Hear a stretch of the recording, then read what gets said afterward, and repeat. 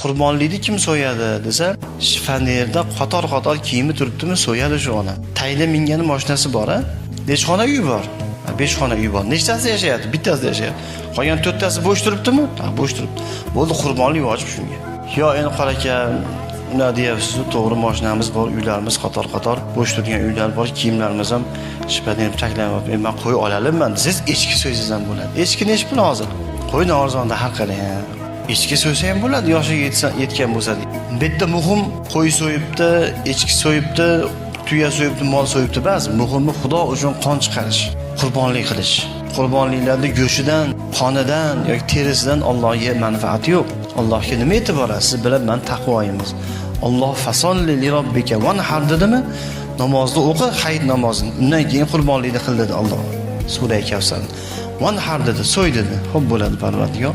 Obchiq, so'y, Xudoning yo'lida go'shini